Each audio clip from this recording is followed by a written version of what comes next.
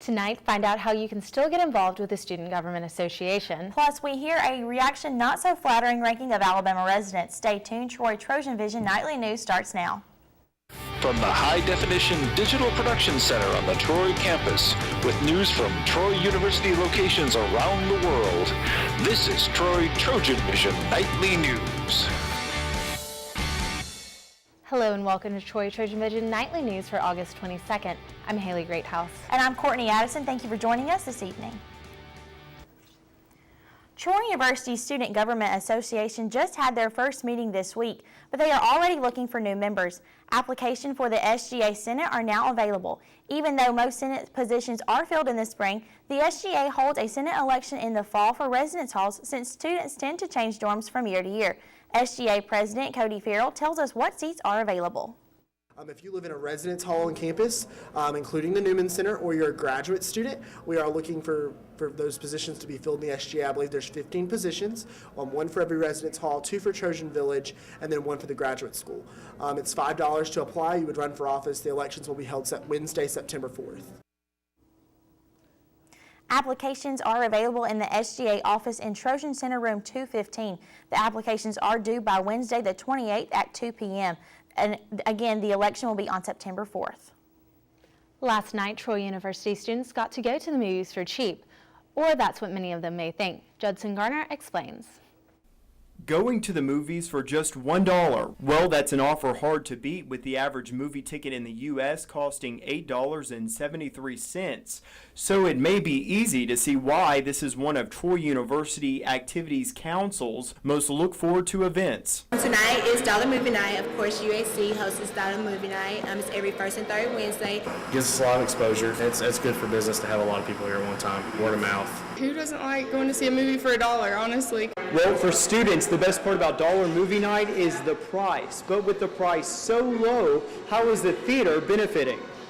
We always love it when they come out here. They're in our target demographic. Owner of Continental Cinemas, Chase Taylor, says that Troy University pays for the difference for each ticket sold for Dollar Movie Night. Billed out every week that we do it, and they just pay the remaining amount through the funds acquired from the student activity fee. That in their activities fees, like that, some of that money, it goes to University Activities Council, right? So we take that money and we pay the movie theater. So that's why the students only have to pay $1 instead of paying the regular ticket price. So students who do not participate are not taking full advantage of what they've already paid for.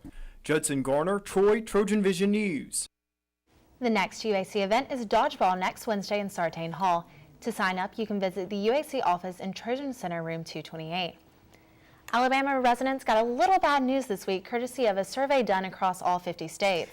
That's right, and the survey ranked Alabama residents high in a not-so-flattering category, saying we are the ugliest. Christina Cook hit the campus to find out what students think about the not-so-flattering rankings. A recent survey published by BusinessInsider.com polled states about their opinions on other states. And in response to the question which state had the ugliest residents, it turns out America thinks Alabama is at the top of that list. So, what do Alabamians think about this top rating? If they're uglier? Boy, I think that's a pretty big stereotype, because I think you can go to any state and you've got some beautiful people and you've got some not so beautiful people. So no, I don't think that there's any possibility that Alabama has the ugliest people. That's not true. I know for a fact that's not true. You know, my girlfriend, she's native from Alabama. She's beautiful. Simple as that, you know. Alabama has beautiful women. I think there's good-looking and not so good-looking people everywhere you go. I feel like that poll is so inaccurate right now. And I believe that the state of Alabama has a lot of beautiful individuals in here. So let's see. If Alabamians and other residents from surrounding states don't agree with this poll, then what state actually does have the ugliest residents? I'm a native of Alabama, and I can't say we have the ugliest because there's still West Virginia out there, and you know, those hillbillies up there, oh God. I would say West Virginia. I've been to West Virginia, and they are some very unattractive people in West Virginia. I had to say, like, it's like a lot of people sound like they're inbred in West Virginia still. West Virginia would probably be the #1 as ugliest state. But if you ask West Virginia may say someone completely opposite. It appears from the results of this poll that the rest of the country might think that Alabamians all look like the stereotypical rednecks. But in defense of Alabama, I present one argument in our favor.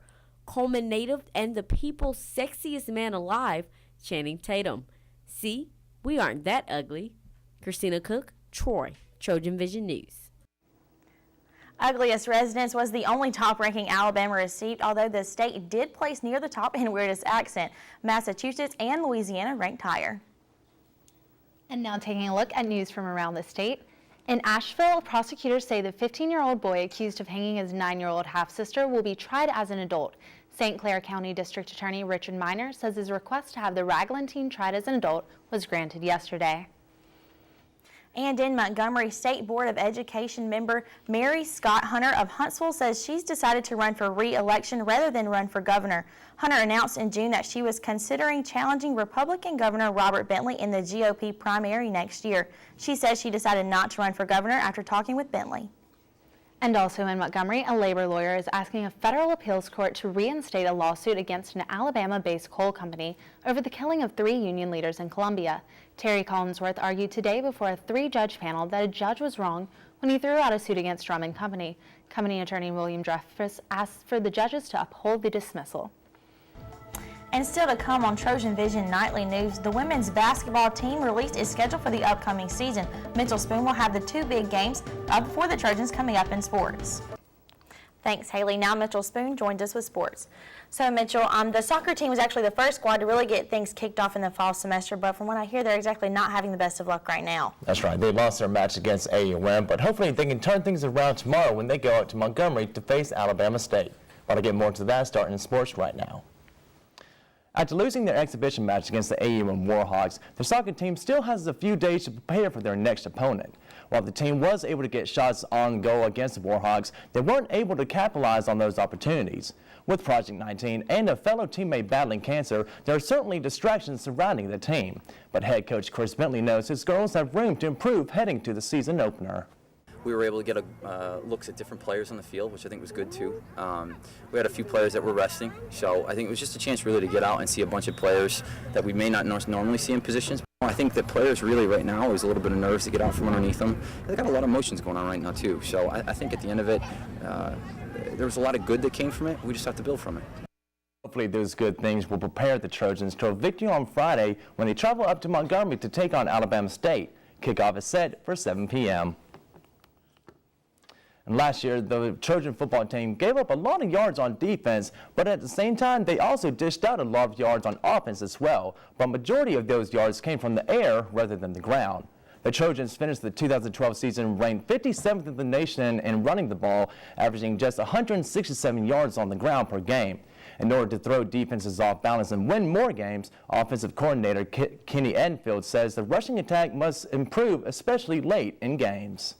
We want to run the ball in the fourth quarter, okay? That means you're up, and we want to be up on people. So if we can run the ball in the fourth quarter, it's going to be a good year. Kari Franklin and Brandon Burks have been getting a lot of the 1 reps because they're the oldest and they're the most mature. They've been here the longest. And with the 2s, we've kind of been rotating a few guys. Jordan Chun's been coming on. Michael Lindsay's been coming on. Deron White's been out a little bit. So he hadn't been able to be in that mix right there. Tim Longmire, another true freshman, has really showed up here. All these names on the roster, the Trojans shouldn't have any trouble pushing through defenses on the ground and get those wins. The Trojans look to get the season started off on the right foot with the win next Saturday against UAB. Kickoff is set for 6 o'clock. And soon after the softball season ended, Troy pitcher J.C. Affelt returned home to British Columbia and got back on the field to compete in the 2013 Canada Summer Games, helping lead her team to its 4th consecutive gold medal in softball. Her team, known as Team BC, started off slow in the early rounds, but eventually got things going as they advanced to the medal round as the 4th seed. Affelt was strong in her pitching, finishing the tournament with a 1.79 ERA and 33 strikeouts in 5 appearances. The experience Affelt gained in summer games should carry over and contribute to the Trojan squad as she returns for her junior year. And head coach Shanda Rigby and the Troy women's basketball program released their 2013-2014 schedule, which features 15 regular season home games plus a preseason home exhibition. The non-conference slate is highlighted by a home game against the Florida Gators on December 4th and a trip to Volunteer Country to take on Tennessee on December 14th. With a change in format to the Sun Belt Championships, Rigby adjusted her non-conference slate to have her team better prepare for Sun Belt play. The Trojans opened the regular season at Alabama State on November 8th, then returned to Trojan Arena for the home opener against Tennessee State on November 11th. The Trojans returned 5 letter winners, including all Sun Belt guard Joanna Harden from last year's team, who looked to build off Rigby's first season with Troy. So, Courtney, hopefully the soccer team can get that win against Alabama State. But congratulations to J.C. Affeld on leading her team to that 4th consecutive goal in British Columbia. Exactly, and best of luck to the soccer team as they travel tomorrow to Montgomery, and congratulations to JC and the rest of the softball team. Thank you. Thank you.